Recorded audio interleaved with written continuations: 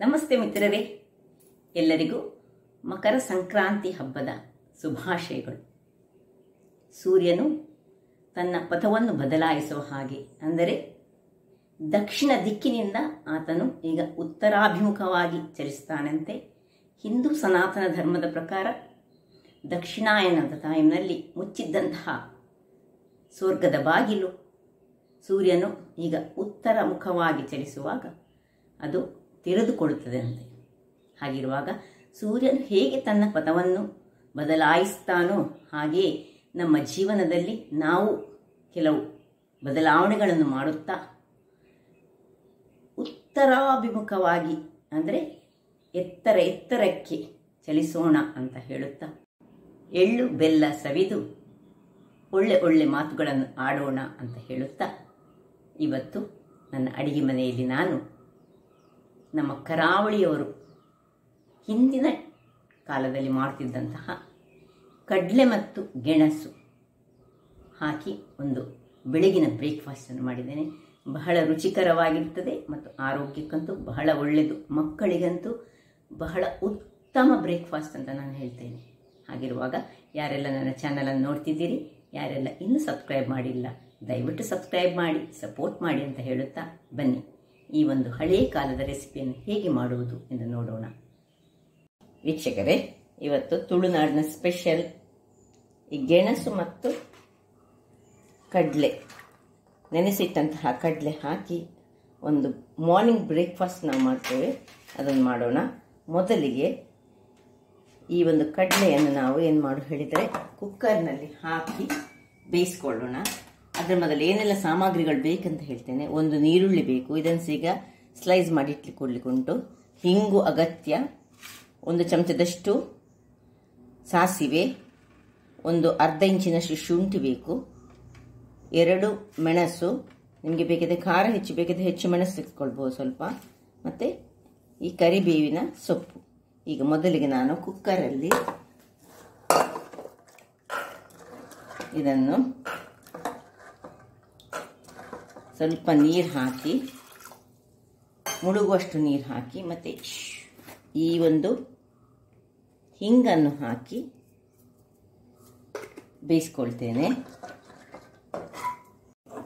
ಇದನ್ನು ಇಲ್ಲಿ ಆನ್ ಮಾಡಿಟ್ಕೊಂಡು ವಿಸಿಲಿಟ್ಟು ಒಂದು 2-3 ವಿಸಿಲ್ ಬರುವ ತನಕ ಇಡ್ತೇನೆ. ಈಗ ಇಲ್ಲಿ ಈ ಒಂದು ಗೆಣಸನ್ನು ನಾವು ಕಟ್ ಮಾಡಿಕೊಳ್ಳೋಣ, ಸಣ್ಣದಾಗಿ ಹೆಚ್ಚಿಟ್ಕೊಳ್ಳೋಣ. ಅದರೊಟ್ಟಿಗೆ ನೀರುಳ್ಳಿ, ಶುಂಠಿ ಎಲ್ಲ ಹೆಚ್ಚಿಟ್ಕೊಳ್ತೇನೆ ನಾನೀಗ. ಮೊದಲಿಗೆ ನೋಡಿ ಎಷ್ಟೆಷ್ಟು ದೊಡ್ಡ ಪೀಸ್ಗಳಾಗಿ ಮಾಡಬೇಕಂತ ಹೇಳ್ತೇನೆ. ಹೀಗೆ ಕಟ್ ಮಾಡಿ, ಅದು ಸಿಪ್ಪೆ ಇರಬೇಕು, ಮತ್ತು ನೋಡಿ ಇಷ್ಟಿಷ್ಟು ದೊಡ್ಡ ಪೀಸ್ಗಳಾಗಿ ನಾವು ಕಟ್ ಮಾಡಿಕೊಂಡು ನೀರಿಗೆ ಹಾಕ್ಕೊಳ್ಳೋಣ.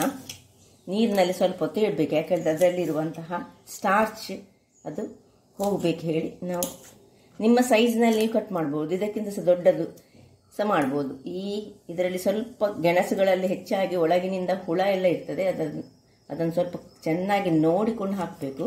ಗೆಣಸು ಆರೋಗ್ಯಕ್ಕಂತೂ ಬಹಳ ಉತ್ತಮವಾದುದು. ಈವನ್ ಮಕ್ಕಳಿಗೆ ಸಹ ಇದನ್ನು ಕೊಡ್ಬೋದು. ಎಲ್ಲವನ್ನು ಈಗ ನಾನು ಕಟ್ ಮಾಡಿ ನಿಮಗೆ ತೋರಿಸ್ತೇನೆ. ವೀಕ್ಷಕರೇ, ಇಲ್ಲಿ ನೋಡಿ 3 ವಿಸಿಲ್ ಆಯಿತು. ಈಗ ನಾನು ಅದನ್ನು ಆಫ್ ಮಾಡ್ಕೊಳ್ತಿದ್ದೇನೆ. ಇಲ್ಲಿ ಗೆಣಸು ನೋಡಿ ಈ ರೀತಿಯಾಗಿ ಕಟ್ ಮಾಡಿ ಆಯಿತು. ಇನ್ನು ಆನಿಯನ್ಸ್ ಸಹ ನೋಡಿ ಹೀಗೆ ಉದ್ದುದ್ದಕ್ಕೆ ಕಟ್ ಮಾಡ್ತಿದ್ದೇನೆ. ಎಲ್ಲ ರೆಡಿ ಆಗುವಾಗ ಇಲ್ಲಿ ನಾವು ಕಟ್ ಮಾಡ್ತಾ ಇರುವಾಗಲೇ ಇದು ಬಂತು. ಇನ್ನು ಮೆಣಸನ್ನು 2 ಭಾಗದಲ್ಲಿ ಸೀಡ್ ಮಾಡಿಕೊಡ್ತಿದ್ದೇನೆ. ಎಲ್ಲ ರೆಡಿ ಆಗುವಾಗ ಇದನ್ನೀಗ ತಣ್ಣಗಾಗಲಿಕ್ಕೆ ಬಿಡೋಣ. ವೀಕ್ಷಕರೇ, ಇದು ಒಳ್ಳೆ ತಣ್ಣಗಾಗಿದೆ ನೋಡಿ.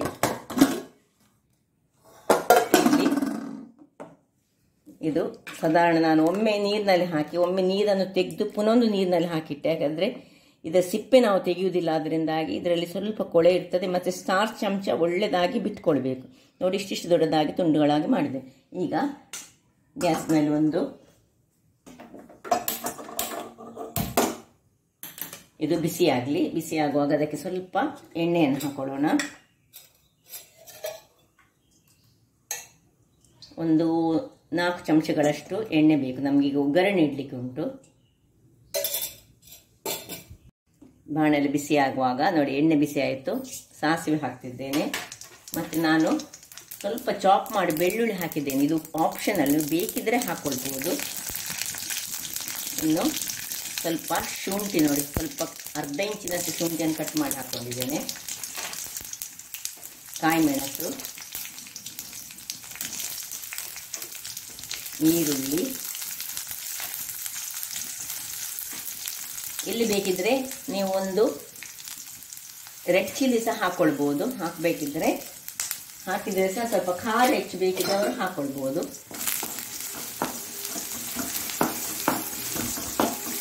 ಇನ್ನು ಒಗ್ಗರಣೆ ಸೊಪ್ಪನ್ನು ಹಾಕೊಳ್ಳೋಣ. 2 ಎಳೆಯಷ್ಟು ಒಗ್ಗರಣೆ ಸೊಪ್ಪು. ಸ್ವಲ್ಪ ಬಾಡಲಿ. ಇದರಲ್ಲಿ ನೀರುಳ್ಳಿ ಮತ್ತು ಮೆಣಸು, ಶುಂಠಿ ಎಲ್ಲ ಸ್ವಲ್ಪ ಬಾಡಿದರೆ ಸಾಕು, ಹೆಚ್ಚು ಬೇಡ.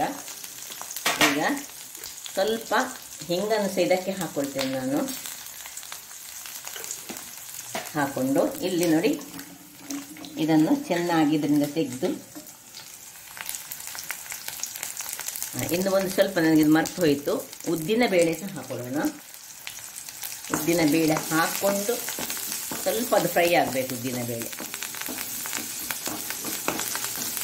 ಅಥವಾ ನೀವು ಕಡಲೆಬೇಳೆಯನ್ನು ಸ್ವಲ್ಪ ನೀರಿನಲ್ಲಿ ಹಾಕಿಟ್ಟು ಸಹ ಮಾಡಬೇಡ. ನಾವೀಗ ಕಡಲೆ ಹಾಕ್ತಿದ್ರೆ ಹಾಗೆ ಕಡಲೆಬೇಳೆ ಹಾಕೋದು ಖಾಲಿ ಮಾಡ್ತೇವೆ ನಾವು ಗೆಣಸಿನ ಕರಿ. ಆಗ ನಾವು ಕಡಲೆಬೇಳೆಯನ್ನು ಸ್ವಲ್ಪ ನೀರಿನಲ್ಲಿ ಹಾಕ್ಕೊಂಡು ಅದರಲ್ಲಿ ಮಾಡ್ತೇವೆ. ಇದೀಗ ನಾವು ಕಡಲೆ ಹಾಕೋದ್ರಿಂದಾಗಿ ಕಡಲೆಬೇಳೆ ಅಗತ್ಯ. ಸ್ವಲ್ಪ ನಾನು ಹಾಕಿ ಈಗ ಇದನ್ನು ಚೆನ್ನಾಗಿ ನೀರಿನಿಂದ ತೆಗೆದು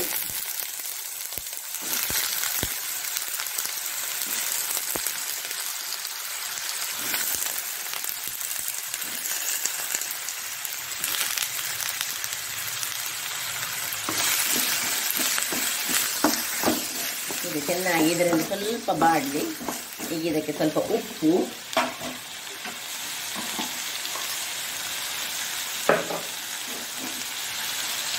ಹಾಕೊಳ್ಳೋಣ.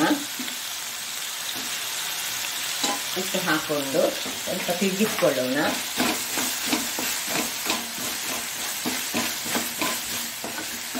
ಸ್ವಲ್ಪವೇ ಸ್ವಲ್ಪ ಅದಕ್ಕೆ ಬೆಲ್ಲ ಹಾಕೊಳ್ಳಿಕ್ಕೆ ಉಂಟು. ಅದೇ ಒಂದು ಇಷ್ಟು ಬೆಲ್ಲವನ್ನು ಹಾಕ್ಕೊಂಡು ಸ್ವಲ್ಪ ತಿರುಗಿಸಿಕೊಂಡು ಸ್ವಲ್ಪ ನೀರನ್ನು ಹಾಕ್ಕೊಂಡು ಮುಚ್ಚಳ ಮುಚ್ಚಿ ಒಂದು 2 ನಿಮಿಷ ಬೇಯಿಸ್ಕೊಳ್ಳೋಣ. ವೀಕ್ಷಕರೇ ನೋಡಿ, ಸಾಧಾರಣ ಮುಕ್ಕಾಲು ಇದು ಬೆಂದಿತ್ತು ನೋಡಿ. ಇಷ್ಟಾಗುವಾಗ ನಾವು ಇಲ್ಲಿ ಕಡಲೆಯನ್ನು ಬೇಯಿಸಿಟ್ಟನ್ನು ಅದಕ್ಕೆ ಶಿಫ್ಟ್ ಮಾಡಿಕೊಳ್ಳೋಣ.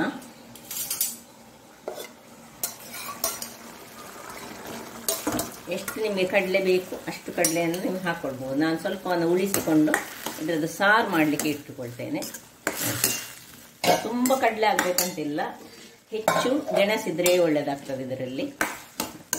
ಈಗ ಪುನಃ ಒಂದು 5 ನಿಮಿಷಗಳ ಕಾಲ ಉಪ್ಪೆಲ್ಲ ಚೆಕ್ ಮಾಡಿಕೊಳ್ಬೇಕು ನಾವು. ವೀಕ್ಷಕರೇ ನೋಡಿ, ಎಲ್ಲ ಸಾಧಾರಣ ಬೇಯ್ತಾ ಬಂತು. ಈಗ ಕೊನೆಯದಾಗಿ ನಾವೇನು ಹಾಕಬೇಕು ಹೇಳಿದರೆ, ಒಂದು ಬೌಲಿನಷ್ಟು ಹಸಿ ತೆಂಗಿನ ತುರಿ. ಬಹಳ ರುಚಿಯನ್ನು ಕೊಡ್ತದೆ ತೆಂಗಿನ ತುರಿಯನ್ನು ಹಾಕಿದರೆ.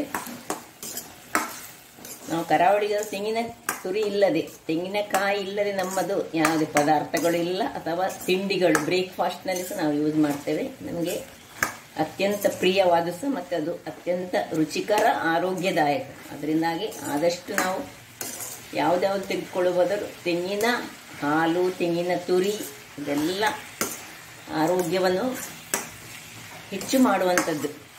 ತೆಂಗಿನ ಎಣ್ಣೆ ಸಹ ಹಾಗೆ. ಹೀಗೆ ಸ್ವಲ್ಪ ತಿರುಗಿಸ್ಕೊಳ್ಬೇಕು. ಇನ್ನು ತುರಿ ಹಾಕಿದ ಮೇಲೆ ಹೀಗೆ ತಿರುಗಿಸ್ಕೊಳ್ಬೇಕು. ಖಾರ ಇಷ್ಟಪಡುವವರು ಬೇಕಿದ್ದರೆ ಸ್ವಲ್ಪ ನೀವು ಒಂದು ಚಮಚದಷ್ಟು ಮೆಣಸಿನ ಹುಡಿಯನ್ನು ಹಾಕ್ಕೊಳ್ಬೋದು. ಆದರೆ ಇದು ಬ್ರೇಕ್ಫಾಸ್ಟಿಗೆ ಮಾಡೋದ್ರಿಂದಾಗಿ ಇದು ಹೆಚ್ಚು ಖಾರ ಬೇಡ. ನೋಡಿ, ಇಷ್ಟ ಆಗುವಾಗ ಇದನ್ನು ಇನ್ನು ಆಫ್ ಮಾಡಿಕೊಳ್ಳೋಣ. ಸಾಕು, ಅದು ಅದರಷ್ಟಕ್ಕೆ ಆದರೂ ಅದರ ನೀರು ಆವಿ ಆಗ್ತದೆ. ರೆಡಿ ಆಯಿತು ನಮ್ಮ ಕರಾವಳಿ ಶೈಲಿಯ ಗೆಣಸು ಮತ್ತು ಕಡಲೆಯ ಬ್ರೇಕ್ಫಾಸ್ಟ್ ರೆಡಿಯಾಗಿದೆ. ಈಗ ಸರ್ವ್ ಮಾಡೋಣ. ವೀಕ್ಷಕರೇ ನೋಡಿ, ಇಲ್ಲಿ ಬೇಕಿದ್ರೆ ನೀವು ಸ್ವಲ್ಪ ಮೆಣಸಿನ ಹುಡಿ ಬೇಕಿದ್ರೆ ಹಳದಿ ಹುಡಿ ಅಂತ ಸಹ ಹಾಕೊಳ್ಬೋದು. ಆದರೆ ಹೀಗೆ ತಿನ್ನಲಿಕ್ಕೆ ಬಹಳ ಚೆನ್ನಾಗಿ ಬರ್ತದೆ ಇದು ನೋಡಿ. ಹೆಚ್ಚಾಗಿ ಹೋಟೆಲ್ಗಳಲ್ಲಿ ಸಹ ಇದು ಇರ್ತದೆ. ತುಂಬ ಕಡಲೆ ಹಾಕಬೇಕಂತಿಲ್ಲ. ಒಂದು ಅರ್ಧ kg ಗೆಣಸಿಗೆ ಅಥವಾ 1 kg ಗೆಣಸಿಗೆ ಒಂದು 100 ಗ್ರಾಮ್ಸ್ನಷ್ಟು ಕಡಲೆ ಹಾಕಿದರೆ ಸಹ ಸಾಕಾಗ್ತದೆ. ಬಹಳ ರುಚಿಕರವಾಗಿ ಬರ್ತದೆ. ನೋಡಿದ್ರಲ್ಲ ವೀಕ್ಷಕರೇ, ನೋಡಿ ಏನು ಚೆನ್ನಾಗಿ ಬಂದಿದೆ, ಎಷ್ಟು ಚೆನ್ನಾಗಿ ಬೆಂದಿದೆ. ಆರೋಗ್ಯಕ್ಕಂತೂ ಈ ಗೆಣಸು ಬಹಳ ಉತ್ತಮ, ಸ್ಟ್ಯಾಮಿನಾ ಕೊಡ್ತದೆ. ತುಂಬ ಮಕ್ಕಳಿಗೆ ಕೊಟ್ಟರೆ ಬಹಳ ಉತ್ತಮ. ನಾವು ದೊಡ್ಡವರಿಗೆ ಸಹ ಅದಕ್ಕೆ ತಕ್ಕ ಆ ಗ್ಯಾಸ್ಟ್ರಿಕ್ ಸಮಸ್ಯೆ ಆಗದಾಗೆ ಶುಂಠಿ ಹಾಗೂ ಹಿಂಗನ್ನು ಹಾಕಿ ಅದನ್ನು ನಾವು ಬ್ಯಾಲೆನ್ಸ್ ಮಾಡಿಕೊಳ್ಬೇಕು. ಹಾಗಾದರೆ ನನ್ನ ಈ ಕುಕಿಂಗ್ ಚಾನಲ್ ನಿಮಗೆ ಇಷ್ಟ ಆದರೆ ಬೋಳೂರು ಸುವರ್ಣ ಚಾನಲನ್ನು ಲೈಕ್ ಮಾಡಿ, ಶೇರ್ ಮಾಡಿ ಹಾಗೂ ಸಬ್ಸ್ಕ್ರೈಬ್ ಮಾಡಿ ಹಾಗೂ ನನ್ನ ಇನ್ಸ್ಟಾಗ್ರಾಮ್ ಪೇಜನ್ನು ಫಾಲೋ ಮಾಡಿ. ಧನ್ಯವಾದಗಳು.